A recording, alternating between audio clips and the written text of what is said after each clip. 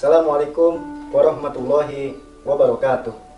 Alhamdulillahilladzi ja'alal islam wal aqidah wa ja'alal insana khalifah wa ja'alal istiqlala goyah wa ja'alal qur'ana imamah walil alamina rahmah wa ja'alal Indonesia daulatan mustaqillah bi Pancasila falsafah wa bi undang-undang dasar asasah wa fi Sabang ila Merauke wa Tanah Abang ila Rawabangke amma ba'd.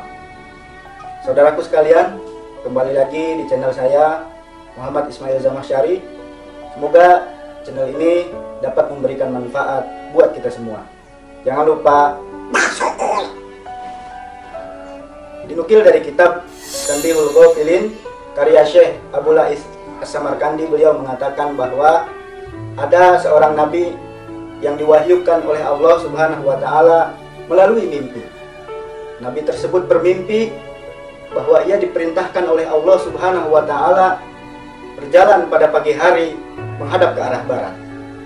Jika ia menemukan sesuatu, hal yang pertama yang ia harus lakukan adalah ia harus memakannya. Kemudian jika ia menemukan lagi sesuatu, ia harus menyembunyikannya. Kemudian yang ketiga, ia harus terima.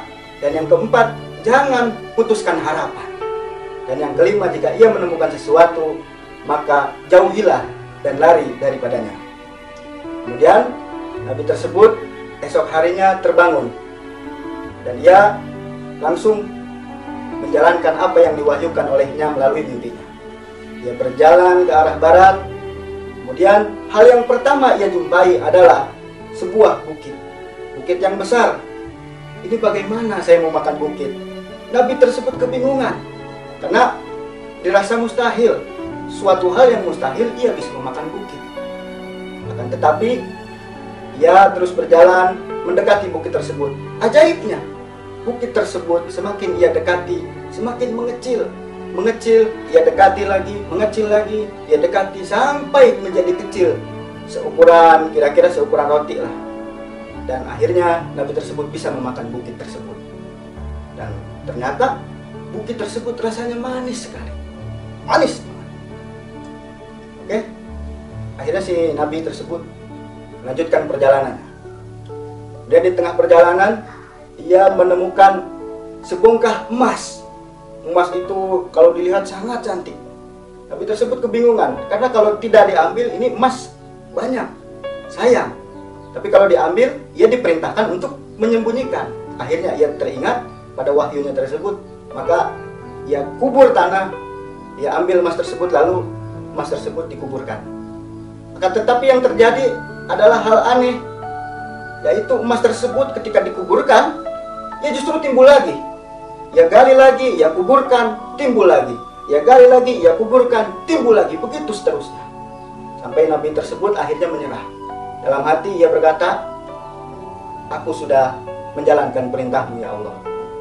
Akhirnya ia meneruskan perjalanan. Di tengah perjalanan ia menemukan seekor burung kecil yang dikejar-kejar oleh seekor elang. Burung tersebut berlarian, berterbangan, terbang ke sana kemari, sampai akhirnya burung kecil tersebut mendatangi Nabi tersebut. Burung tersebut menghampiri Nabi dan beliau berkata, ya Nabi, tolong lindungi aku. Aku dikejar-kejar oleh seekor elang. Tolong lindungi nyawaku. Kemudian akhirnya Nabi tersebut mengambil burung kecil. Lalu burung kecil tersebut disembunyikan di balik jubahnya. Akan tetapi tanpa diduga ternyata elang yang mengejar burung tersebut menghampiri sang Nabi. Kemudian dia berkata, ya Nabi, aku sudah mengejar burung ini dari pagi hari sampai tengah hari sampai sekarang aku masih terus mengejar burung ini. Tolonglah ya Nabi, jangan engkau putuskan harapanku. Kemudian Nabi tersebut teringat akan wahyu yang dimimpikan olehnya. Akhirnya Nabi tersebut kebingungan. Bagaimana caranya ia mampu melindungi burung kecil tersebut, akan tetapi ia tidak memutuskan harapan dari burung elang tersebut. Akhirnya Nabi tersebut mengambil pedang. Pedang tersebut ia gunakan untuk memotong kaki burung kecil tersebut. Dia potong kaki burung tersebut, kemudian kakinya diberikan kepada burung elang. Akhirnya selesai sudah masalah. Kemudian Nabi tersebut melanjutkan perjalanan. Di tengah perjalanan ia menemukan seekor bangkai yang sudah lama membusuk dan baunya sangat menyengat. Dan kemudian Nabi itu teringat akan wahyu. Ia lari daripada bangkai. Ia tunggang langgang menjauhi sejauh-jauhnya, lari daripada bangkai tersebut. Saudaraku, apa makna daripada semua ini? Maknanya adalah hal yang pertama yang dimakan oleh Nabi itu adalah amarah. Meskipun awalnya terlihat besar, amarah itu terlihat memuncak dan mustahil untuk diredakan, apalagi dimakan. Akan tetapi amarah bisa dihilangkan. Seseorang yang mampu menahan amarahnya, menahan emosinya, maka ia akan merasakan manis yang luar biasa.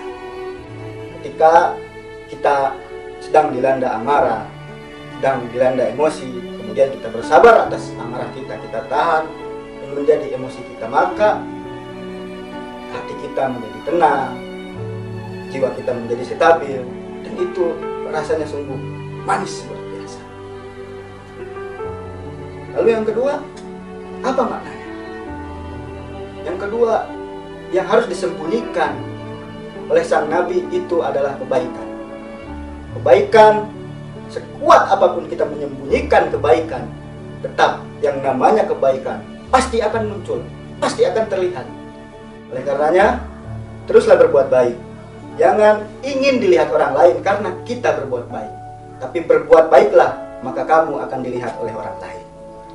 Lalu yang ketiga adalah makna dari sebuah amanah. Amanah itu harus kita terima. Dan kalau kita sudah menerima amanah, kita harus menjaganya. Jangan sampai kita menjadi orang yang melalaikan amanah, apalagi sampai mengkhianatinya. Amanah itu merupakan tanggung jawab besar yang dipikul oleh kita. Karena amanah itu bukan suatu hal yang main-main, bukan suatu hal yang sepele.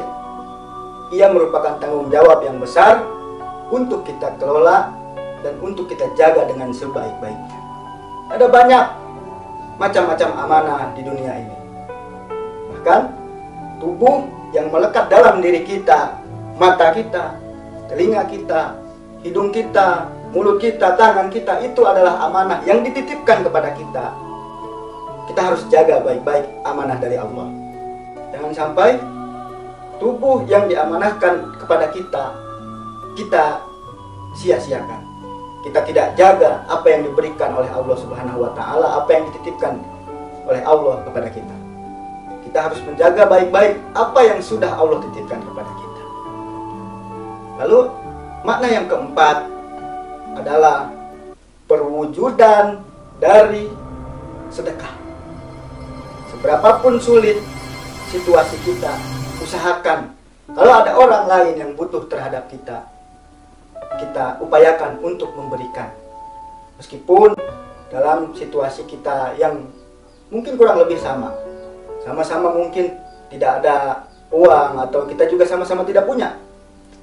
Akan tetapi jika kita memberikan sesuatu yang memang itu berharga buat kita terhadap orang lain yang membutuhkan daripada kita, maka pahalanya akan jauh lebih besar. Reward yang Allah ganti akan jauh melebihi apa yang sudah kita beri.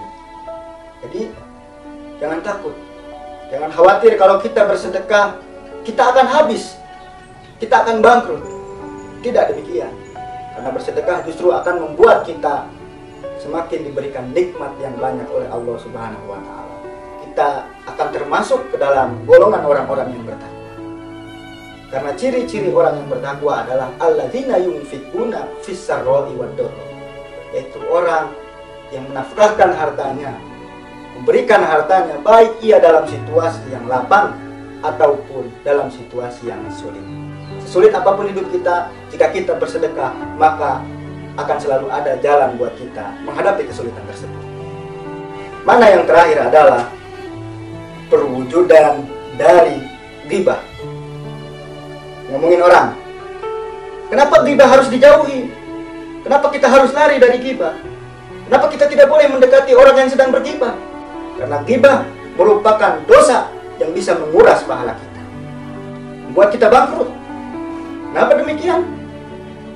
Ketika Rasulullah SAW sedang berkumpul dengan sahabatnya, beliau bertanya, "Atadruna manil muflis?" Sahabatku, kalian tahu nggak siapa orang yang bangkrut? Kemudian sahabat menjawab, "Al-muflis fina mala dirham wala mata." Ya Rasul, orang yang bangkrut itu adalah orang yang tidak lagi mempunyai uang dan harta benda. Kemudian apa jawaban Nabi? Tidak demikian. Terus bagaimana ya Rasul? Kata Nabi, "Al-muflis min ummati," orang yang bangkrut dari kalangan umatku, "mayati yaumal qiyamah," ia yang datang pada hari kiamat. Disolatin dengan membawa pahala sholat, wasomin dengan membawa pahala puasa, wazakatin dengan membawa pahala zakat. Jadi ia datang di hari kiamat menghadap Allah dengan membawa banyak pahala. Wayati waqad satamahada, akan tetapi selain ia membawa banyak pahala, ia juga membawa dosa mencaci maki orang lain. Waqadzabahada, dosa menuduh orang lain, memfitnah orang lain. Wasafaka damahada, dosa menumpahkan darah orang lain. Wa kalamala hadza, dosa memakan harta orang lain. Kalau sudah seperti itu bagaimana? Fayu'ta hadza min hasanati wa hadza min hasanati. Maka pahala yang ia kumpulkan dari sholatnya, dari puasanya, dari zakatnya itu habis diberikan kepada orang yang dia caci maki, orang yang dia tuduh, orang yang dia fitnah, apalagi orang yang dia bunuh. Makanya saudaraku, ghibah dapat menyebabkan kebangkrutan. Apalagi di bulan puasa, bulan di mana sarana kita mengumpulkan banyak pahala. Akan tetapi sekali kita menggibah orang lain, pahala yang sudah kita kumpulkan menjadi sia-sia. Jangan sampai kita termasuk golongan orang-orang yang bangkrut. Semoga bermanfaat. Sebelum saya menutup cerita ini, kisah ini, jangan lupa like, share, and subscribe. Bantu channel ini supaya berkembang. Dan semoga channel ini bisa memberikan manfaat yang banyak buat kita semua. Wallahul muwaffiq ila aqwamit thoriq. Assalamualaikum warahmatullahi wabarakatuh.